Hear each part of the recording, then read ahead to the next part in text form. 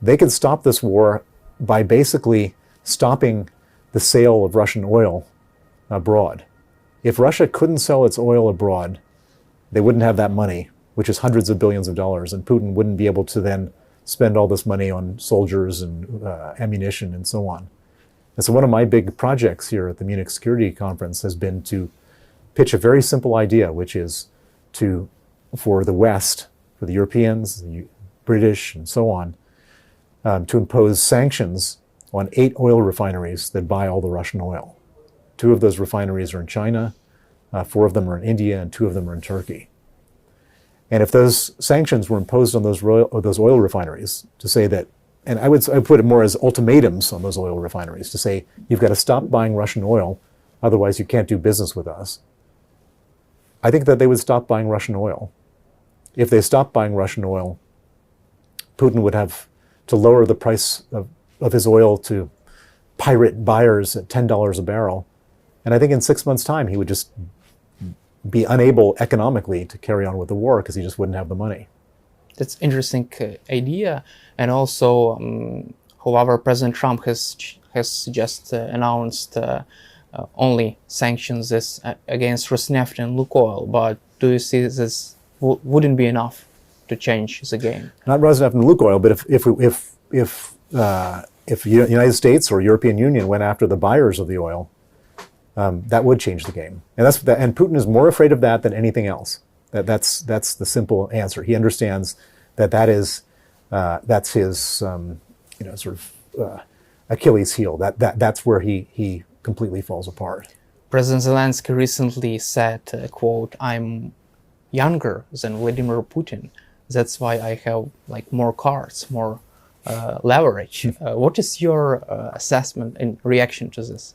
Well, I think that the most important thing is it's psychological warfare. Putin.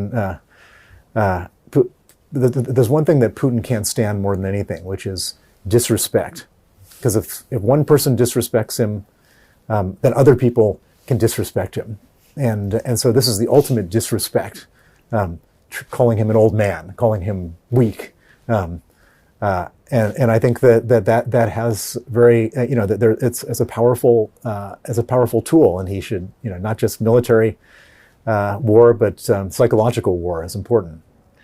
Do you feel that Vladimir Putin is also afraid about losing power because he can lose his life, as Russians could be unsatisfied, not really satisfied about the result of this bloody campaign? I'm sure of that. I think that there's no dignified exit for a ruthless dictator.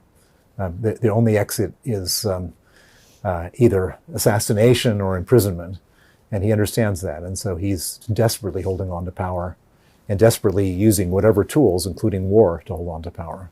Let's also cover Vladimir Putin's inner circle. There has been an interesting article about Dmitry Kozak, former Putin's advisor, and New York Times wrote, quote, that Kozak reportedly was opposing Russia's war in Ukraine and advised Putin against launching this war and advised Putin to halt this war after the several months after 2022 this war began. What is your take on that, and do you feel that there could be even more people around Putin advising him to stop? No, I think that he may have. I think that this whole thing has been exaggerated. Putin doesn't allow any kind of disputes about his policy. He doesn't. There is no frank arguments and so on, because if there was, then the whole edifice would fall down. I believe that everybody is just, saluting him and saying, "Yes, sir. How can I help you, sir? What do you need, sir?" etc. There's no frank discussions, debates, any of that kind of fractious stuff that happens in democracies. That doesn't happen in Vladimir Putin's world. Is he aware of real situation on the ground in Ukraine and around the globe strategically? Yeah, he's aware of everything. He's an intelligence officer, and as evil as he is a very intelligent intelligence officer. He's surely aware of the losses that they're experiencing. If we know about the losses, he's no idiot. He can get that information. And he's also aware of the economic losses, but he's trying to put on a brave face because he believes that in a dictatorship, it's not going to lead to his losing his power, and he thinks that we in the West are going to lose our stomach for this sooner than he's going to lose his stomach for this, because he has an unlimited amount of pain that he can experience. We experience just like 1/100th the pain, and we're all ready to give up. He can carry on with so many deaths, so much economic cost, because for him, it doesn't lead to him losing power. And most final question for you regarding Russia's position abroad. Putin's regime has lost Syria, and also Venezuelan dictator Nicolas Maduro was captured by US special forces. Several Russian oil tankers have been seized by US Navy. Don't you think that Putin's decision to launch war against Ukraine has made Russia weaker abroad? There's no question. So they've lost Syria, they've lost Venezuela, they've also lost Armenia, Nagorno-Karabakh. They made efforts to try to flip the situation in Moldova. It didn't work. Their efforts in Romania were a failure. This has been just absolutely a humiliation at every step of the way for Putin. In a certain way, the world that he wanted to create, this world of might makes right, has turned out to be really a bad world for Vladimir Putin. It shows him to be as weak as he really is. And most final one, your message. I know it's wouldn't be possible because you're also enemy of Russian dictator Vladimir Putin. However, if you were sitting in front of Putin, what would you say to him? I have no interest in ever sitting in front of Putin. I mean, I've got nothing to say to him. He needs to be locked up in the International Criminal Court in The Hague for crimes against humanity. Fundamental here is Vladimir Putin is fighting for his legacy. So he will not give up easily. But Ukraine is fighting for its existence.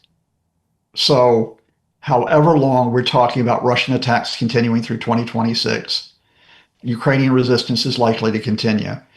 And so that doesn't mean the talks are unimportant. They're very important, but they're a bit of theater. The reality is support for Ukraine against the Russian invasion. So as well as just talking about the political talks, that means air defenses. That means equipment and weapons for Ukraine on the front line. It means the joint production projects, including the drone production projects that have been launched, and it means supporting Ukraine's counterattacks inside Russia. Let's also cover, and it means sanctions. Let's also cover some interesting statements from also a Munich Security Conference. Zelensky says that he does have more cars because he's younger than Russian dictator Vladimir Putin. Meanwhile, Zelensky has proposed a direct meeting between himself and Russian dictator Vladimir Putin. What is your assessment of the statements, and what are the chances for such high-level meeting? No, there's absolutely no chance of the meeting, because the Kremlin's response to that is, oh yeah, we would love to host, President Zelensky in Moscow. Oh, we guarantee his security. Yeah, how reliable are Russian security guarantees? And I think y'all know the answer to that one. So no. And then Zelensky responded, he'd be very happy to meet Mr. Putin at any place outside of Russia. And the Kremlin said, oof, okay, guess not. What I think is interesting about the Zelensky message is he was kind of winding up Vladimir Putin in a very important way. And that is, as well as saying I'm younger and probably better looking than President Putin, he was saying, I'm not going away. That's the message. Because we know that the Kremlin wants to get rid of the Zelensky government. We know that it will spread all the propaganda about the government being illegitimate, that they'll be Nazis, that they will continue to push disinformation. They'll try to maneuver the Americans where it's not just a question of Ukraine giving up territory, but that it has to give up its government as well. And Zelensky's saying, no, it's not going to happen. And, Zelensky has said recently, look, as soon as we get a ceasefire, a reliable ceasefire, which is monitored, then we can have elections. And I think those will be very competitive elections. Indeed, I've just noted the interview that General Zaluzhnyi, who is likely to be a candidate in those elections, is given to the Associated Press. But until you get a ceasefire, no, you cannot hold those elections, and you cannot expect the Zelensky government just to say, oh, we're going to go on vacation. So it was kind of a bit of theater, but it was kind of necessary theater from Zelensky just to say, look, Kremlin, go ahead and give it this, shout all you want, but we still resist. Let's also cover Munich Security Conference and U.S. Secretary of State Marco Rubio's speech during this conference. How do you read his message to Europeans? Because they have probably felt sign of a sense of relief after hearing some positive words from Marco Rubio. I found it really strange because I listened to that Rubio speech, just like the audience did, and just like I'm sure you did, Daniel. And I know that the Europeans said afterwards were kind of relief, but it seemed to be the kind of relief which is, oh, at least it didn't beat us over the head with a big stick like J.D. Vance, the vice president, did a year earlier. In other words, Rubio said nice things about the U.S. and Europe in the past. He talked about the fact that they had a sense of destiny in the past. He talked about how they had been allies in the past. He talked about how the U.S. would want to work together with Europe in the future. But just like Vance a year ago, albeit in a nicer way, he was saying, you have to do this on Donald Trump's terms. In other words, Rubio restated what is in the U.S. national security strategy, which is that the U.S. will support, he didn't call them hard right movements, but that's what he means. They'll support movements who are very much anti-immigration. And those movements include the Prime Minister Viktor Orban of Hungary, who Orban immediately met after Munich and who he, on behalf of the Trump administration, endorsed in Hungary's elections in April. He then met Robert Fico of Slovakia, who is also pro-Kremlin and also hard right. So the fundamental is that the J.D. Vance camp, Rubio was not pushing back against them when they say we want to undermine the European Union. We want to distort these issues of immigration and free speech, as well as issues of security, to break up the European Union and to replace governments. Rubio was continuing that. I mean, I'm going to be very honest with you, and I've used this phrase elsewhere. The Trump administration is supporting white nationalist movements. And it is racially coded white nationalist movements. And even though Marco Rubio is Hispanic, he's a Cuban, he was still carrying that message. And it is a longer-term threat, not just for Ukraine, but for European security, at least in terms of the public rhetoric. The best that we can hope for is that Rubio knew Donald Trump was watching that speech and J.D. Vance were watching that speech, and he didn't want to cross them. We can hope that he did that publicly while privately telling the Europeans, look, whatever I said out there in public, privately we need to talk about making sure that we actually do have an alliance, which is something that you do not get with Trump and with Vance.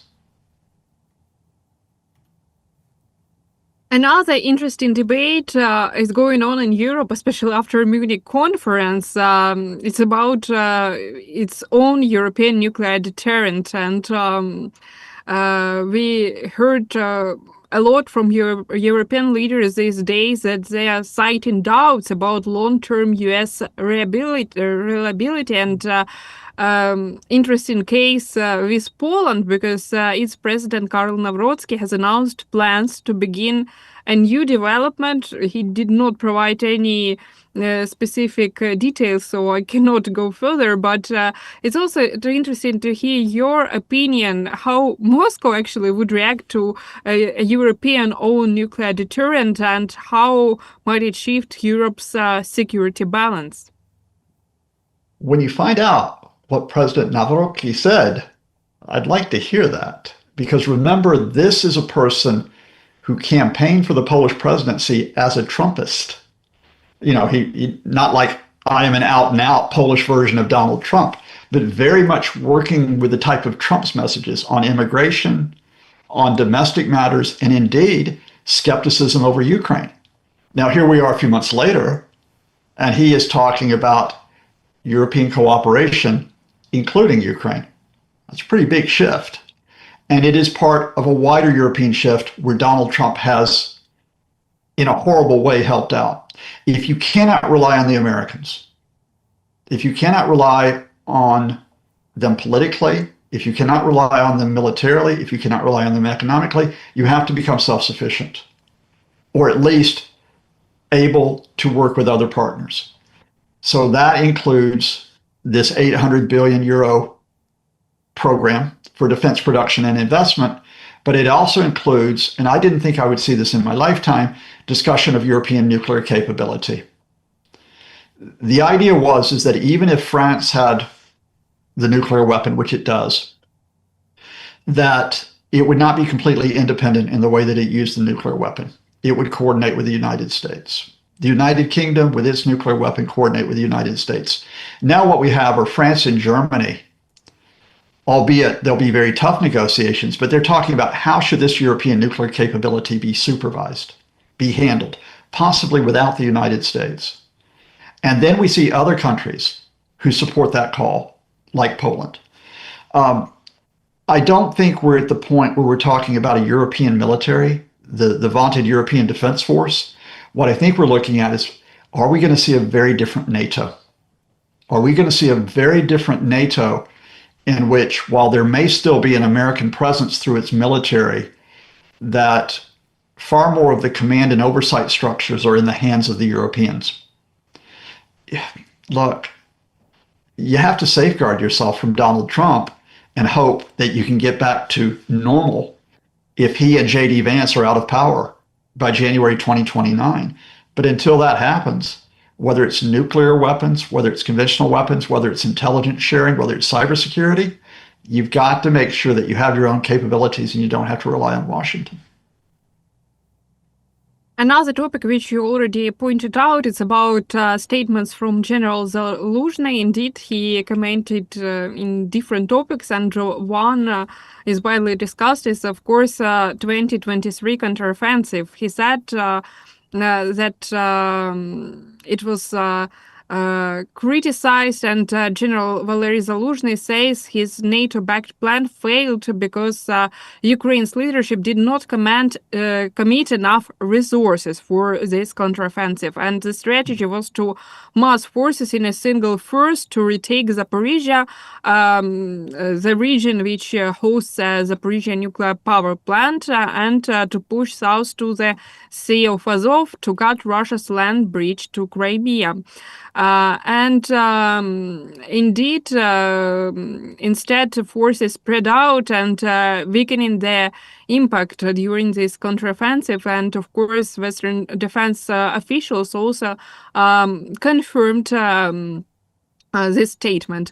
And from our perspective, it would also interesting to hear your position and what's your take on that, on the statements, and also, do you think that it was the main problem for this counteroffensive? The first thing I thought when I read General Zaluzhny's interview with the Associated Press, which is very long, very what we call full and frank, he's running for president. When there is a presidential election, he's running for president, and he wants to distinguish himself from his likely rival, who is the current president, Vladimir Zelensky. So one of the things he would say in that campaign is, I'm the person who oversaw the Ukrainian military, but when it came to 2023, this huge disappointment of the counteroffensive that was supposed to liberate more of the South, more of the East, that's not my fault. That's my opponent's fault, President Zelensky. If we were to go back and talk about this factually, and it is painful for Ukrainians because there was so much hope on that 2023 offensive, you could talk about where resources were placed. You could talk about an over-reliance on tanks, especially in Zaporizhia. You could talk about underestimating the scale of the Russian defenses that had been built up. The fundamental here is, look, there's a phrase in English, success has 1,000 fathers, but failure is an orphan. And nobody wants to say we were part of the failure. But the fact is, everybody was part of the failure. Yes, Zelensky and his advisors were part of the failure. Yes, the military, including General Zaluzhnyi, were part of the failure as well. Because the fundamental, I think, is this, and I'm not a military analyst first and foremost, I'm a political analyst first and foremost. But for my military analyst friends, Ukraine underestimated the role of drones in this war. In 2022, they were able to break through in the south and in the east and do it very rapidly because they caught the Russians by surprise. But the Russians had built up in 2023 with the fortified defenses, and then they had drones. And that caught an offensive which was fought mainly by armor. And that wasn't the way to do it. So I've got to say, I wouldn't play a blame game over 2023. I think everybody bears responsibility for that. But with respect, Sofia, I think the far more interesting part of the Zaluzhnyi interview, it goes beyond presidential politics, is his account of the raid on his office in September 2022 during the successful counteroffensive. Zaluzhnyi claims that he is meeting with British military at a safe place, because you need a safe place that the Russians won't attack. And then it is raided by the State Security Service, the SBU. He claims that the SBU came in to seize documents, to seize computers, and he told them, get out. He then called Vladimir Zelensky's chief of staff, who is now departed, Andrei Yermak, and effectively said, what are you doing? He then called the head of the SBU, who said, I don't know what's going on. We could talk more about that story, but what's interesting here is there clearly was friction between Zaluzhnyi and Zelensky's office and the State Security Service, even as the military was succeeding. And I think it is that question of power at the top that has complicated Ukraine. Now, whether that in part has been resolved because Andrei Yermak has departed, whether he was the rival with Zaluzhnyi, or whether, let's put it this way, even though Zaluzhnyi talks about that raid in 2022, he is also very careful to say, after I left as commander-in-chief and became ambassador to London, I have had 2 conversations with President Zelensky, and they both were very good conversations. So it doesn't appear that his issue is with Zelensky. His issue is with some of Zelensky's advisors. Now, has that been resolved? And will it be resolved going forward?